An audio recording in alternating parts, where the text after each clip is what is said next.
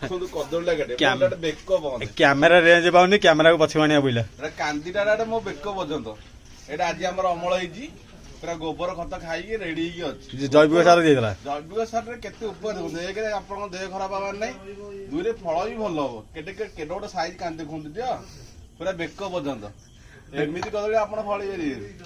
ଗୋବର ଖତ ଦେଲେ ଏମିତି କଦଳୀ ଫଳିବ କାନ୍ଦିଟା 5 ଫୁଟ ପ୍ଲସ 5 କେତେ କଦଳୀ ଦେଖୁଛନ୍ତି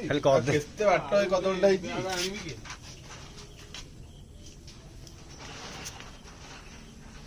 ଏ ବାପ ସରୁନି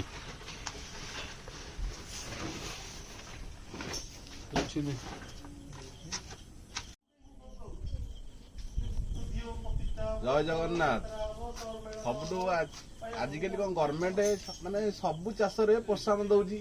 ଯେମିତି କି କଦଳୀ ହଉ କୁକୁଡା ହଉ ଛତୁ ହଉ ଗାଈ ହଉ ଛେଳି ହଉ ମେଣ୍ଢା ହଉ ସବୁ ପ୍ରକାର ଚାଷରେ ପ୍ରୋତ୍ସାହନ ଦଉଛି କିଛି ନା କିଛି ପ୍ରୋତ୍ସାହନ ରାଶି ହଉଛି ମୋ କଥା ଏଇଆକୁ ଯେ ସବୁ ପ୍ରୋତ୍ସାହନ ରାଶି ଆପଣଙ୍କୁ ଗଭର୍ଣ୍ଣମେଣ୍ଟ ଦଉଛି କେତେବେଳେ କଣ ହଉଛି ନା ସବୁ ମାନେ ଆପଣ ସବୁ ପ୍ରକାର ଚାଷ ବିନା ମଣିଷ ଚଳିପାରିବନି